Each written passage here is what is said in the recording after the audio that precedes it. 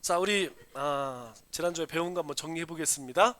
자, 창세기는 네 사건, 네 사람이라고 그랬어요. 창세기는 네 사건과 네 사람 이야기죠. 자, 그래서 우리가 배운 것이 무엇이냐면 창조, 타락, 홍수, 민족들 천천히 한번 해보겠습니다. 자, 창조, 타락, 홍수, 민족들 4천년 전 페르시아만 네 사람 데라, 아브람, 사라, 롯, 티그리스, 유프라테스, 하란, 데라의 죽음. 뭐 하나 빠졌죠? 뭐가 빠졌을까요? 우르가 빠졌죠. 우르가? 네, 우르가 빠졌어요. 우르가 빠졌. 그래 금방 아시네. 자, 그리고 이제 하나님께서 땅을 주신다고 했으니까 자 시작. 갈릴리 요단강 사해 지중해 이스라엘 이스마엘 이삭 에서 야곱 요셉 애굽 유대인 애굽. 자, 네 명의 족장. 자, 아브라함과 이삭과 야곱과 요셉. 자, 공이 중요한 것이 무엇이냐면 하나님의 언약이 있었다는 거예요. 자, 이 언약을 이들이 믿었다. 믿음. 하나님께서 너를 이렇게 복의 근원으로 삼을 거야. 믿었어요. 그래서 아들까지 드릴 수 있는 당시에 할례를 행한다는 것은 지금부터 몇 년 전이에요? 4천년 전입니다. 지금도 우리가 할례를 행하면 거의 뭐 한 3일 정도는 잘 못 움직여요. 한 일주일은 잡아야 됩니다.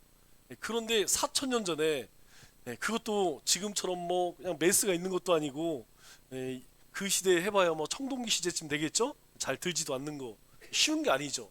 그럼에도 불구하고 하나님께서 말씀하실 때에 순종했습니다. 절정은 이삭이죠. 자, 이삭도 마찬가지예요. 이삭에게도 실수가 있었죠. 가지 말라고 하는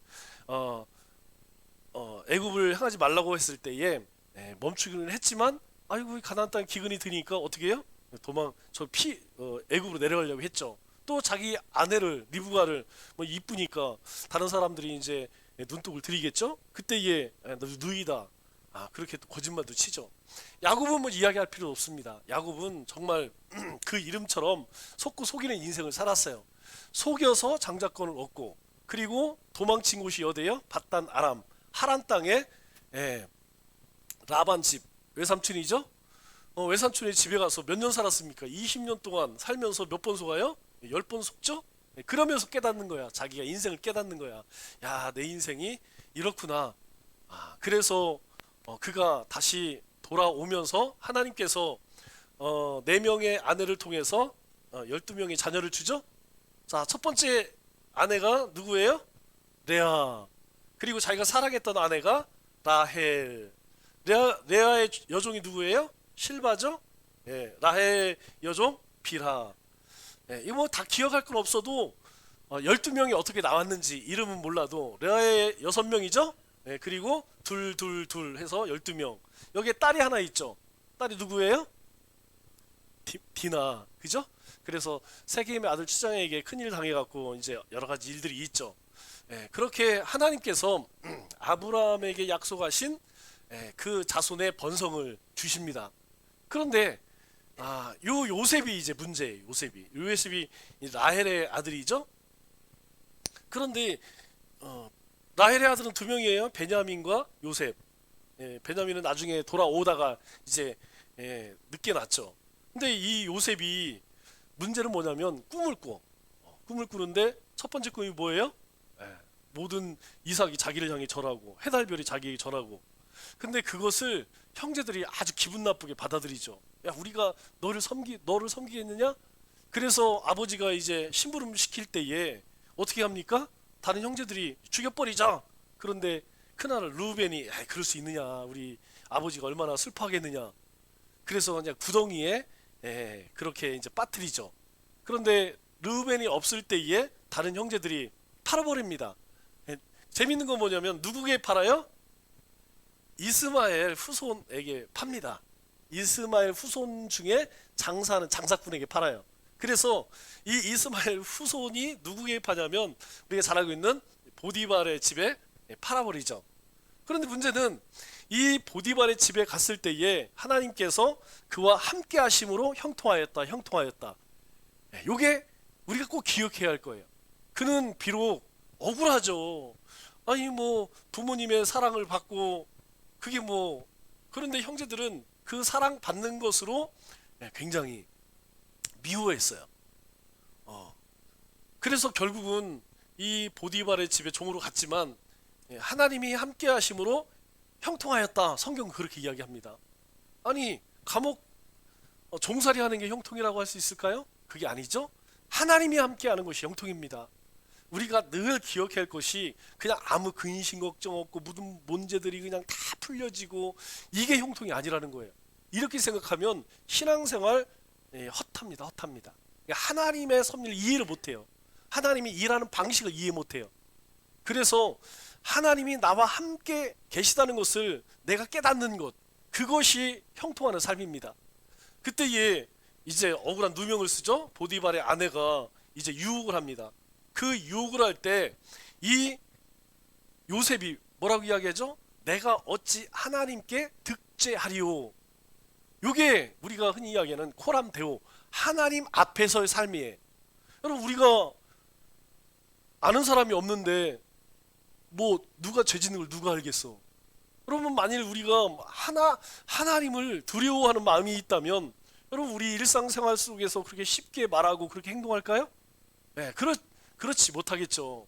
그런데 우리가 일상생활에서 많이 잊고 살아요. 저도 그렇습니다. 저도 막 이렇게 여러 가지 막 분주하다 보면 하나님 의식하지 못할 때가 굉장히 많아요. 하물며 여러분 가정에 돌아가서 삶의 터전에서 일하다 보면 여러분 뭐 하나님 그 생각합니까? 막 사는데 정신없, 일하는데 바쁘지.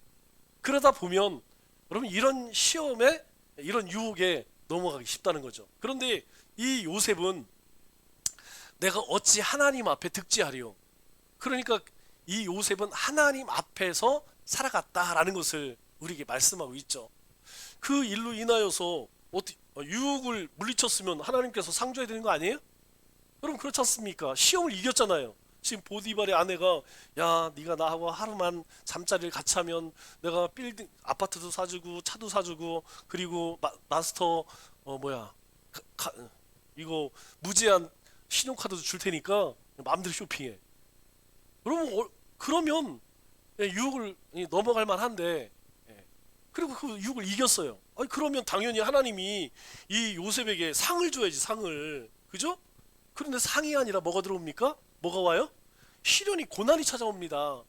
그 일로 인하여서 이 여자가 막 나가서 저 히브리 종이 나를 뭐 이렇게 하려고 했다. 그래갖고 결국 그 나라의 아주 흉악범들이 갇히는 왕의 감옥에 갇히게 되죠. 그런데 놀라운 것은 그 감옥에서 두 사람을 만나요. 그 두 사람이 누굽니까? 슬 맡은 관원장과 떡 맡은 관원장이죠. 네. 술 맡은 관원장은 뭐 하는 사람이냐면 연회, 축제하는 사람이에요. 그러니까 왕이 뭔가 이제 오늘 연회를 즐기자 그러면 뭐 거기 풍악을 울리는 사람들 뭐 연예인들 막 이런 거 섭외하는 사람, 이 사람이 술 맡은 관원장입니다. 떡 맡은 관원장은 밥하는 사람, 주방장.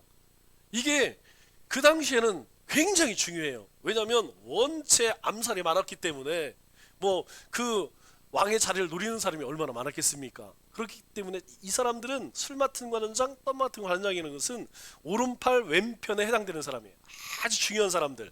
그 일신의 모든 것들을 잘 그렇게 감시하는 그런 사람들입니다. 그런데 이들이 뭐 잘못을 해갖고 이제 감옥에 들어와요. 그런데 꿈을 꾸죠? 꿈을 꾸는데 이 두 사람이 똑같은 꿈을 꿔. 예. 꿈 내용은 틀리지만 내용은 같죠? 이삭이 그죠? 3일. 예. 그래서 그 꿈을 꿨는데 꿈이 이해가 안 되는 거야. 그래서 요셉이 그 꿈을 해석해 주죠. 3일 동안 갇혀 있다가 풀려날 텐데 한 사람은 자기의 자리를 복직할 것이고, 한 사람은 장대에 매달리게 될 것입니다. 한 사람은 다시 누명을 벗고 회복되겠지만, 한 사람은 죽게 될 것입니다. 그 얘기를 해요. 그런데 실제로 이제 왕의 잔칫날 이 두 사람이 불려가죠. 다시 누가 삽니까? 술 맡은 관원장은 살아남고 떡 맡은 관원장은 죽게 되죠. 그런데 이 요셉이 이들에게 이 꿈 해석할 때 부탁을 합니다. 당신들이 혹시라도 왕의 부름을 받고 자기 직을 회복하게 되면 내가 꿈 이야기해줘서 회복된 거 그거를 기억해서 나를 좀 이 감옥에서 좀 풀어주셔. 그런데 이 술 맡은 관원장이 다시 회복이 되니까 어때요? 까맣게 잊어버리죠? 아니 감옥에서 만난 하찮은 뭐 그 사람 뭐 애국 사람도 아니고 저 이방인이죠? 히브리 사람 잊어버리고 그냥 지나가 버려요. 그런데 문제는 얼마 후에 이 파라오가 또 꿈을 꿉니다. 두 번의 꿈을 꾸죠. 하나는 이 소가 뭐냐면 막 엄청나게 살찐 소 7마리가 있는데 삐쩍 마른 7마리가 다 잡아먹는 거야. 그런데 그 다음에 또 꿈을 꾸는데 어떤 꿈을 꿔요? 풍성한 곡식이 삐쩍 마른 곡식이 이 알곡을 다 먹어버리는 꿈을 꿔. 근데 이거 아무리 나라에 있는 모든 뭐 똑똑한 박사들이란 박사들 다 불러서 꿈 해석해봐. 아무도 해석을 못하는 거야. 그래서 이 술 맡은 관원장이 감옥살이 할 때에 자기 꿈을 해석했던 요셉이 생각나는 거예요. 요셉을 부르죠. 그 요셉에게 내가 이런 꿈을 꿨는데 알겠느냐? 그랬더니 꿈은 누구? 하나님이 해석하시는, 내가 하는 것이 아니고 하나님이 알려주시는 것입니다. 그렇게 시작을 하죠. 그래서 그 꿈은 이제 7년 동안 풍년이 들 것이고 7년 동안 흉년이 들 것인데, 7년 동안 풍년이 들었을 때에 그 곡식을 잘 수확을 해서 창고에 잘 둬서 7년 흉년 때에 대비를 하십시오. 그랬더니 바로가 이제 막 그냥 뭐라 그래, 이거 하여튼 답답한 마음이 이제 확 해소가 됐죠. 너무 기쁜 거야. 이것 때문에 잠을 이루지 못하고 너무너무 고민스러웠는데 그냥 요셉이 한 번에 해석을 해보니까, 그리고 그 방법까지 알려주니까 그러면 네가 총리가 되라. 반지 빼주죠. 그리고 왕의 자리 이외에는 이 요셉을 다스릴 자가 없다. 2인자죠. 이 나라 안에서는 이 요셉이 하는 말이 곧 내가 하는 말이다. 그렇게 전권을 줍니다. 그래서 실제로 이제 풍년이 들었을 때에 막 창고를 짓고 곡식을 거둬들여서 흉년을 대비하죠. 그 흉년이 흉년이 이제 시작되었을 때에 뭐 처음에는 버티겠죠? 한 1년 2년 버텨요. 그러다가 그것도 안 되니까 논밭을 다 바치죠? 바치는 게 아니라 논밭을 주고 사갑니다. 그것도 안 되니까 그 다음엔 어떻게 해요? 자식까지도 팔아요. 그 정도 흉년이 찾아왔다는 것이죠. 우리가 볼 때에는 에이 뭐 그럴 수 있을까? 아닙니다. 우리 예레미야 말씀을 보면 그때 어때요? 이스라엘 백성들이 저 포로로 끌려가기 전에 어떤 상황이었어요? 오늘은 우리 자식, 오늘은 네 자식, 내일은 우리 자식. 그렇게 이 배고픔의 고통이 크다는 거죠. 그런 상황에 놓이니까 뭐 애굽만 문제가 아니죠. 이스라엘에도 문제. 이스라엘에도 흉년이 내려서 어떻게 아버지 야곱이 아들들을 보내죠. 가서 쌀 좀 사와라. 그런 과정을 통하여서 결국은 이 이스라엘에 살던 야곱의 가족들이 애굽에게 내려가죠. 그때 요셉이 아주 중요한 말 하죠. 어떤 얘기합니까? 하나님께서 형님들 걱정하지 마십시오. 하나님이 이 일을 대비하기 위해서 나를 먼저 보내셨습니다. 이렇게 이야기를 하죠. 형들이 나를 팔아먹은 것은 형들이 팔아먹은 것 같지만 나중에 알고 보니까 하나님께서 이 자식까지도 팔아버려야 할 그 상황, 엄청난 기근 가운데에서 우리를 구원하시기 위해서 나를 먼저 애굽 땅에 보내신 것입니다. 이렇게 이야기를 해요. 우리가 이것을 통해서 뭘 봅니까? 하나님의 섭리를 본다는 것이죠. 우리 가운데 때로는 우리가 이해하지 못하는 그런 일들이 있어요. 도저히 도대체 이해가 안 돼. 그런데 그 안에도 여전히 선미가 있다는 것입니다. 그거를 뭘로 볼 수 있느냐? 믿음이라고 하는 도구를 통해서 볼 수 있는 거예요. 이 믿음은 저절로 생기는 게 아닙니다. 이 믿음은 말씀과 기도를 통해 믿음이 생기는 거예요. 그냥 가만히 있다고 해서 믿음이 저절로 생기지 않습니다. 우리가 하나님의 말씀을 읽고 깊이 묵상하면 그 속에서 하나님이 살아 역사하시는 것들이 보여져요. 우리가 하나님 앞에 엎드려서 하나님 앞에 기도할 때에 하나님께서 우리에게 지혜를 주시고 어떻게 행해야 하는지 우리에게 감동을 주십니다. 그때에 우리가 새 힘을 얻고 그래 한번 해보자, 한번 순종해보자, 한번 도전해보자. 여러분 1월달은 뭐 하는 달이에요? 1월달은 계획을 세우고 결심을 하고 결단을 하는 해, 그런 해입니다. 미리 12월에 준비한 사람도 있지만 그렇지 못한 사람들은 1월에 그걸 준비를 해야 돼요. 그것을 세워야 돼요. 그래서 내가 12월까지 어떻게 살아야 여러분 그거 없으면 또 올 한 해 어떻게 사느냐? 이렇게 갈짓자로 사는 거예요. 인생이 이쪽으로 가면 이쪽으로 가고, 이쪽에서 광풍이 불면 여기 가서 시험 들고, 이쪽에서 또 광풍 여기서 힘들고, 그냥 삶이 오락가락 왔다 갔다 흔들리게 되는 것이죠. 그러나 오늘 여러분들에게 주신 말씀이 있죠? 교회에 주신 말씀이 있어요. 또 우리가 매일매일 묵상하는 말씀이 있어요. 그러면 이걸 딱 붙들면 내가 올 한 해 어떻게 살아야 하는지, 올 한 해 내가 축복의 통로로, 복의 근원으로 어떻게 살아야 되느냐, 복을 받자, 복을 받기 위해서는 어떻게 되느냐, 오늘 말씀을 인용하면 칭찬하자. 칭찬, 하나님께 칭찬받을 짓 하자. 여러분 그거 얘기 안 해도 다 알아요. 뭐가 하나님께 칭찬받는지 우리 다 압니다. 그거 하면 돼요. 그리고 칭찬하자. 내가 이번 한 주만큼은, 매일은 못해도 이 한 주만큼은 내가 우리 남편을 칭찬하고 아내를 칭찬하고 자식을 칭찬하고 직장에 가서 칭찬하자. 여러분 그렇게 행하면 내가 그 복의 근원으로 살게 되는 거예요. 자, 그렇게 하나님께서 이 이스라엘 백성들을 애굽으로, 야곱의 가족을 인도하십니다. 그런데 문제는 무엇이냐면 이 요셉이 죽어요. 뭐 영혼이 살짝 없죠. 아버지도 죽고 요셉도 죽고 그리고 형제들도 다 죽고, 그 자손들이 고센 땅에서 엄청나게 번성을 합니다. 이 번성을 하니까 70명이 내려갔다 그랬죠. 70명이 200만이 되면 그동안에 400년 동안에 몇 명씩 낳아야 된다 그랬죠? 12명씩 낳아야 돼. 12명씩. 그러니까 결혼만 하면 무조건 12명씩 낳아야지 70명이 400년 동안 200만 이상이 되겠죠. 적어도 200만 이상이 돼요. 남자만 70만이니까 우리가 4인 가족을 기준해 갖고 그냥 대충 200만이라 하는데 그 이상 될 겁니다. 그러니까 여러분 우리가 뭐 다 경험해 봤잖아요. 우리 부모님 세대에 많이 낳는다고 해도 한 4남매 5남매, 좀 많이 나는 집이 한 7남매.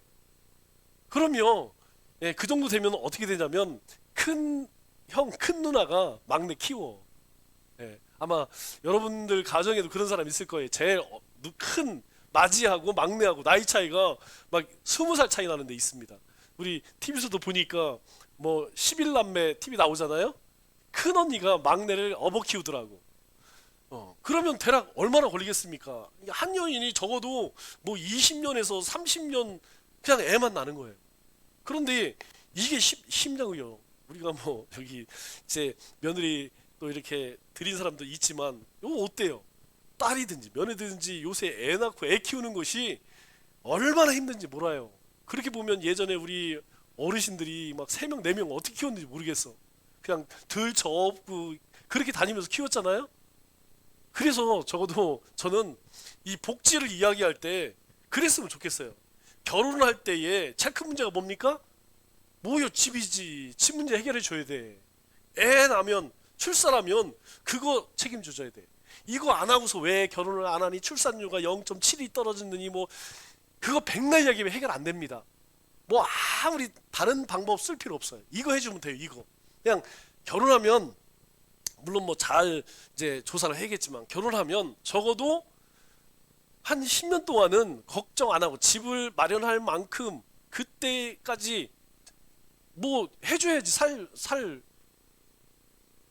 살 집을 제공해줘야지. 아니 살 집이 없으니까 결혼해서 그냥 전부 전세값에다가 집 사느냐고 올인하니까 뭐 이게 사는 워라밸이 없어. 삶에 즐거움이 없어. 그러니까 결혼을 안 하고 그냥 욜로족 나 혼자 그냥 즐겁게 살자. 여러분 출산도 마찬가지예요. 전부 거기에 할머니 할아버지 달라붙어 갖고 그거 키워줘. 여러분 지금 이 시대에 그렇게 안 해줄 수 있나요? 다 맞벌이 하잖아요. 생활하려고 살기 위해서 맞벌이 안 하고는 뭐 생활이 안 되니까. 그러면 뭐 맞벌이 안 할 수 있도록 해주든지 아니면 어떻게 아이를 돌볼 수 있는 뭐 양육 수단을 해주든지. 그거 안 하고는 이거 어렵다는 거죠. 네, 하여튼 그렇게 12명씩 낳았어요.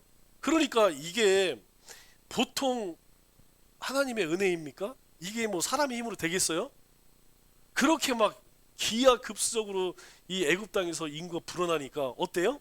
이제 두려운 거야. 이 히브리 사람들이 얼마나 무섭겠어요. 막 인구가 막 상상 이상으로 막 늘어나니까 이 바로 왕이 두려운 거야. 그래서 그때부터 애굽에서 핍박이 일어나기 시작하는 거예요. 이스라엘 자손들이 야 고단하면 A를 못 갖겠지. 그래서 온갖 노동력이 필요한 곳에 이 히브리 사람들을 막 동원하는 겁니다. 그래서 노예처럼, 사실은 노예가 아니에요. 그들은 자유인으로 그렇게 바로에게 인정받았고 정착을 했습니다. 그런데 이렇게 막 엄청나게 불어나니까 이 바로가 두려워서 마치 노예처럼 대하는 거예요. 그래갖고 이스라엘 백성들이 400년 동안 얼마나 고통스럽습니까? 그래서 하나님 앞에 간구하죠. 하나님 살려주세요. 죽겠습니다. 그때에 하나님께서 누구를 보내세요? 바로 모세를 부르십니다. 모세. 예수님 때도 마찬가지지만 예수님께서 태어나셨을 때에 헤롯이 동방박사들이 그냥 가버리니까 화가 나는 거야. 메시아는 태어났다고 그러지 자기는 짝퉁이지. 아 이거 어디서 어떻게 반란이 일어날지 두려우니까 그냥 저 베들레헴에 그냥 애들 다 죽여버려. 제일 쉬운 방법이죠? 그냥 애기 소리 들으면 다 죽여버려. 여러분 적어도 지금보다는 그 시대에 애기가 훨씬 많았을 거 아니에요. 그렇지 않겠습니까? 우리가 뭐 60년 70년대 뭐 그 전에도 마찬가지지만 그때는 의술이 많이 발달 못해서 많이 죽기는 했지만 여러분 베들레헴에 얼마나 많은 아기들이 있었겠어요. 뭐 적어도 두 집 건너 한 가정에 아기가 있었겠죠. 그래서 이 베들레헴의 그 곡소리, 그죠? 이 모세 때도 마찬가지예요. 그렇게 이스라엘 백성들이 막 번성을 하니까 야곱이 저기 바로 왕이 다 죽여.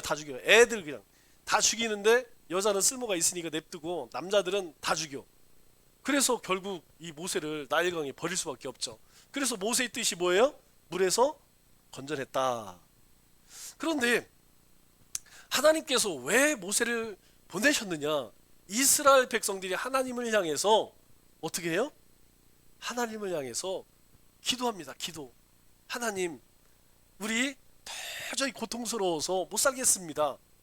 그때 하나님께서 들으시고라고 이야기해요. 하나님이 들으시고. 이 얘기는 우리가 우리의 삶 속에 하나님께서 안 들으시는 것 같지만 그렇지 않다는 거예요. 하나님께서는 우리가 하나님 앞에 그렇게 고백하는 소리를 다 들으신다는 것이죠. 그리고 반드시 모세와 같은 자를 하나님은 보내주신다는 겁니다. 그래서 자 애굽에 데려간 이스라엘 백성들 그들 가운데 모세를 보내죠. 자 우리 출애굽 한번 보겠습니다. 400년 따라서 하세요. 400년 속박 모세 내 백성을 보내라. 안돼 열재앙 유월절 홍해 신의 산 여기까지. 자 몇 년 동안 400년 동안 종살이 합니다. 그때에 하나님께서 이스라엘 백성들의 고통을 들으시고 모세를 부르세요. 그런데 이 모세가 히브리 사람이지만 40년은 어디에서? 왕궁에서 왕자로 살죠? 바로의 공주의 아들로 삽니다. 그리고 40년은 미디안 광야에서 살죠. 그리고 40년은 하나님의 부르신 가운데 그렇게 살죠.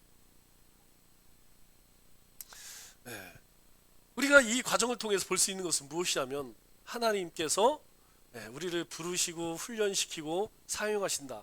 자, 우리 사도 바울도 한번 볼까요?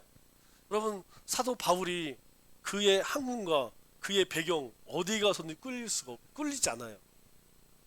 그럼에도 불구하고 그는 일평생 하나님의 나라 이방 선교를 헌신합니다. 만일 그가 그런 준비가 되어 있지 않다면 여러분, 사도 바울이 남긴 그 서신서가 지금 있을까요? 없다는 거예요. 우리가 갈라디아서나 로마서는 기독교의 정수라고 이야기해요. 우리가 이 로마서나 갈라디아서는 정말 틈만 나면 자주 읽어야 됩니다. 왜냐하면 여기에 가장 기본이 되는 이신칭의라고 하는 놀라운 사상이 있어요. 이 율법 시대에는 그렇지 않았습니다. 율법이라고 하는 것을 지켜 행해야만 돼요. 그래서 여기서는 항상 뭐라고 말씀하냐면 너희가 하나님 말씀을 듣고 지켜 행하면 내가 나가도 복을 받고 이렇게 말씀해요. 그런데 예수님이 오신 이후로 그렇게 이야기하지 않습니다. 믿음을 이야기해요. 믿음을. 왜? 그 모든 것들을 예수 그리스도가 다 이루셨다는 거예요. 너희 죄값에 대한 그 값을 다 치렀다는 거예요. 그 예수님을 믿는 믿음으로 너희가 의롭게 된다. 이게 얼마나 중요한 것이냐면 우리가 신앙생활 할 때에 우리가 자꾸 잃어버리는 것이 무엇이냐면 바로 이겁니다. 이거. 믿음으로 말미암아 내가 의로움이 되었다는 걸 이걸 자꾸 잊어버려서 우리는 자꾸 뭘 쫓아가냐면 행위구원을 쫓아가요. 행위구원. 내가 뭐 예배를 더 많이 드리고 물질을 많이 드리고 더 헌신을 해야 되고 이것으로서 내가 복을 받고 이것으로서 뭐 하나님의 은혜를 받고 이렇게 착한 그게 아니라고 그랬죠? 우리가 구원을 얻었기 때문에 우리는 구원을 받았기 때문에 우리는 하나님 말씀에 순종하는 삶을 사는 거예요. 이게 바뀌면 안 된다는 거예요. 우리가 구원을 받았어요. 뭘로? 믿음으로. 주님께서 십자가에 죽으신 그 대속의 죽음을 우리는 믿어요. 그 믿음으로 하나님께서 우리를 자녀 삼아 주셨음에도 우리는 그걸 자꾸 잊어버려. 그래서 세상 사람들의 방식처럼 뭔가 우리의 수고나 공로가 있어야지만 뭔가 하나님께 복 받을 것 같고 뭔가 하나님께서 뭐 형통케 할 것 같고 그래서 자꾸 이걸 잊어버려요. 그래서 우리는 이 구약 신약 시대를 은혜 시대라고 얘기합니다. 은혜 시대. 이 시대를 율법 시대라고 이야기합니다. 이 시대를 구약 시대라고 이야기해요. 그런데 이 은혜가 왔기 때문에 이 율법은 옛날 법이 돼버린 거예요. 그럼 율법을 뭐 폐하냐? 그게 아니라는 거죠. 율법을 온전케 하기 위해 예수님 오셨다고 이야기해요. 그래서 이 율법의 기능이 무엇이냐면 우리가 죄를 알게 하는 기능이라는 거예요. 여러분, 법이 없으면 뭐가 잘잘못인지 어떻게 알겠어요? 법이 있기 때문에 우리가 빨간불에 가면 빨리는 갈 수 있지만 딱지를 떼는구나 이거 알잖아요. 마찬가지로 우리가 우상을 섬기면 그게 죄구나. 살인, 강도, 독질하면 그게 하나님이 미워하는 짓이구나. 그걸 알게 된다는 거예요. 그런데 그것을 우리가 이걸 다 지킬 수 있느냐? 이게 불가능하다는 거예요. 그래서 이걸 지킴으로 인하여서 우리가 의롭게 된 것이 아니라 이 하나님의 은혜로 말미암아서 이제는 우리가 의롭게 되었다는 것. 그래서 하나님께서 이 모세를 부르실 때에 뭐라고 이야기합니까? 내가 선 땅은 거룩한 땅이니 뭐하라고 그래? 신발 벗어라. 신발 벗어. 여러분, 그 미디안 땅이 무슨 거룩한 땅이에요. 그런데 하나님이 부름받은 하나님 그 앞이 거룩한 곳이라는 것이죠. 그래서 여러분 신은 우리가 알다시피 우리 발을 보호하기 위함 아니에요? 뭐 위험한 것 아니면 더러운 것 오늘 맨발로 다녀보세요. 온갖 여기 다 더러워지게 되겠죠. 그 더러움을 가지고 하나님 앞에 설 수 있느냐? 없다. 그리고 하나님이 부르실 때 모세 이해 못합니다. 그럼에도 불구하고 결국은 모세가 이스라엘의 지도자로 그렇게 세움을 받죠. 그래서 열장 바로에 가서 이야기합니다. 바로에게 가서 이야기하는 이 내용이 아주 중요해요. 내 백성을 보내라. 왜 보내야 되느냐? 하나님께서 이스라엘 백성들을 통하여서 경배받기를 원하신다는 거예요. 내 백성들이 저 광야 자유롭게 하나님을 찬송하고 경배하고 예배하도록 지금 이 이스라엘 백성들을 노예처럼 부려보고 있는 그 모든 얽매임에서 자유를 줘라, 풀어줘라. 그런데 바로 입장에서는 안 되지. 아니 얘들이 없으면 누가 농사져? 얘들이 없으면 누가 공사를 하겠어요? 누가 일을 하겠어요? 그러니까 거부하죠. 당연히 거부하죠. 그때 하나님께서 이스라엘 백성들을 왜 보내야 하는지 이 열쟁을 통하여서 하나님이 말씀하시는 것은 하나님이 누구냐? 이걸 말씀하시는 거예요. 우리가 이 세상 가운데 지금도 저 뭐 전쟁이 계속 일어나고 그리고 여러 가지 뭐 수많은 기근들, 질병들, 여러분 이걸 통해서 아이고 전쟁 났대야. 적어도 우리는 그렇게 생각하면 안 돼요. 우리는 우리 이 땅에서 이 지구에서 일어나는 모든 일들을 통하여서 뭘 생각해야 되느냐? 왜 하나님이 이런 일들을 허락하실까? 이 속에 하나님의 뜻은 무엇인가? 이거 생각해야 돼요.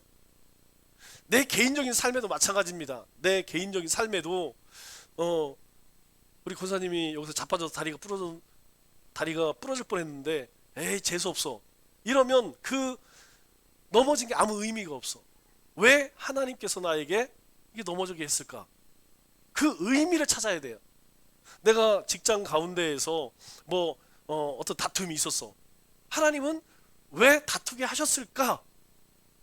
우리는 그 속에서 하나님이 우리에게 말씀하시는 하나님의 인도하심을 볼 수 있다는 거예요. 아이, 재수가 없어서 그렇지, 내가 주의 안 해서 그렇지, 아이, 내가 뭐 몰라서 그렇지, 내가 무식해서 그렇지, 다 내 잘못이야. 이렇게 치부하고 넘어가면 우리의 삶 속에서는 하나님을 경험할 수 있느냐? 없다는 거예요.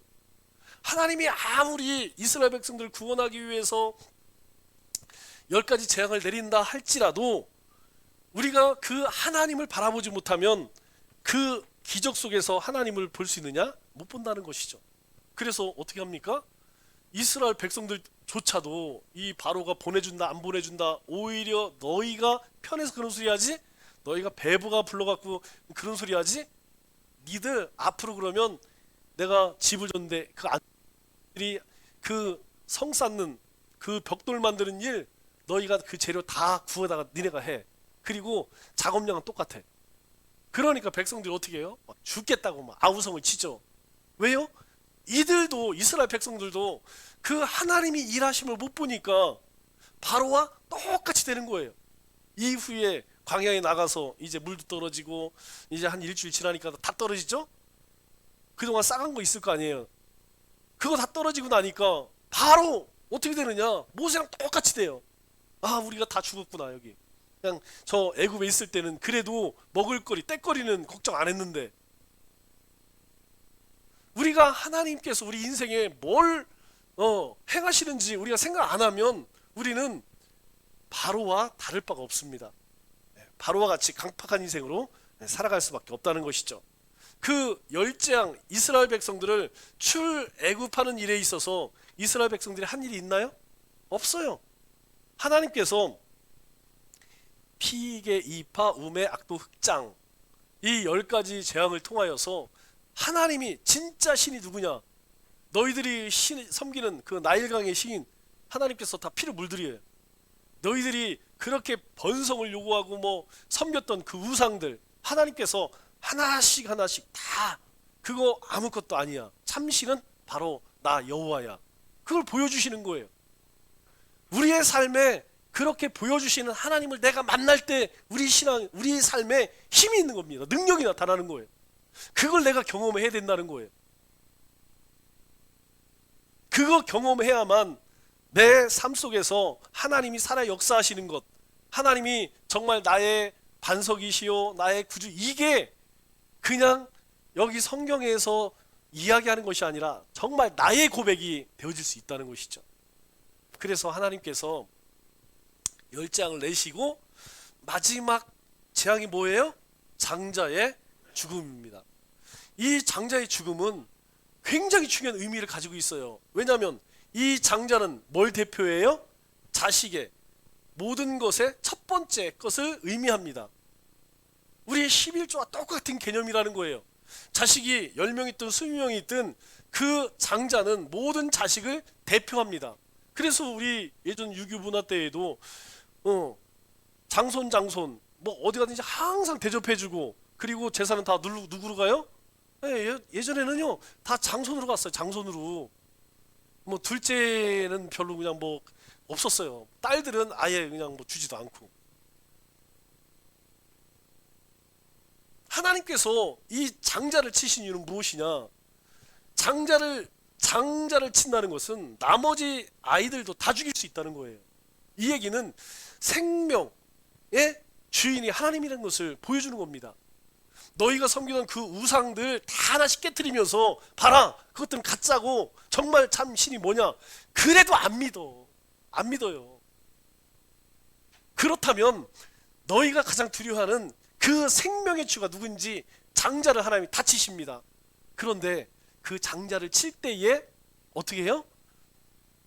어린 양의 피를 문설주, 이 문주방에 칠하면 하나님의 그 죽음의 영이 넘어가리라, 이렇게 말씀하세요. 여러분, 그 어린 양의 피가 누구를 상징합니까? 예수 그리스도를 상징하는 거 아니에요. 누구든 상관없습니다. 예수님만 믿으면 구원을 얻어요. 똑같습니다. 누구든 상관없어. 그 사람이 애굽 사람이든 아니면 거류민, 여행객이든 아니면 잡족이든 이스라엘 백성이든 문설주에 피를 바르면 그 집은 장자가 살 것이고, 그 사람이 이스라엘 백성이 아니라 더한 사람이라 할지라도 어린 양의 피를 받지 않으면 장자는 죽어. 그래서요, 그 어린 양의 피를 바른 그 집을 하나님의 영이 넘어갑니다. 그래서 유월절이라 그래요. 유월절. 마찬가지로 어떤 인생이든 상관없습니다.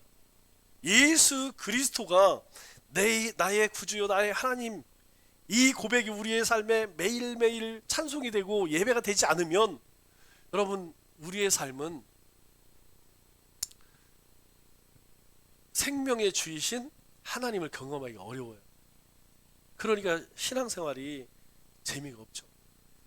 어디 가서 자꾸 재미를 찾냐면 세상적인 즐거움, 세상 사람들로 먹고 마시고 노는 그 즐거움을 이 교회 안에서도 믿음 생활하면서도 거기서 자꾸 그걸 찾으려고 그래요. 자꾸 그냥 모여서 어떤 놀이하고 어떤 뒤에서 뒷담화하고 이런 것을 재미로 삼으려고 그래요. 그러면 안 된다는 거예요. 우리는 그런 공동체가 아니라는 거예요.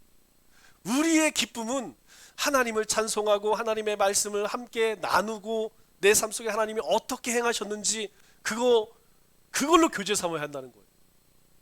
물론 거기에 먹는 즐거움도 있어야 되죠. 그런데 세상 사람들이 누리는 그런 즐거움의 방식을 우리가 우리의 신앙 속에 자꾸 끌고 와서는 안 된다는 겁니다. 뭐 여기에 우리는 없지만 우리의 자녀들 보세요. 우리 자녀들 노래방 가는 게 즐거울까요? 찬송 부르는 게 즐거울까요? 노래방 가서 우리 애들 얘기해요. 우리 애들 뭐 노래방 가면 그냥 나한테는 부르란 얘기도 안 해. 1번부터 20번까지 지네들이 다 예약해놔. 부를 기회를 안 줘. 돈은 내가 내는데. 그리고 내가 찬송 부를 때 그냥 내가 박수 치는 거 한 번 못 봤어. 노래방 가서 노래 부르면 그냥 그냥 저기 불구덩이에서 뛰어노는 놈들처럼 그냥 뛰고 난리도 아니요. 도대체 막 뭐가 그렇게 좋은지 춤을 추고 아주 내가 그거에 속으로 아유 말은 못하지만 들들 끌어요. 그냥 들들 끌어. 아유 찬양할 때 좀 저랬으면, 예배할 때 저렇게 막 그냥 춤추며 예배하면 하나님이 얼마나 좋아할까. 노래할 때는 그냥 미친놈마냥 그렇게 뛰어놀면서 찬양할 때는 다 죽어요. 왜 그럴까요? 왜 그래요? 생명의 주님이 그 안에 살아 역사하지 못하니까. 우리 신앙도 마찬가지. 자, 오늘 여기까지만 하도록 하겠습니다. 자, 우리 400년 속박 요기 한번 해볼게요. 자, 천천히 시작. 400년 속박. 모세 내 백성을 보내라. 안대 열제양 유월절 홍해 시내산.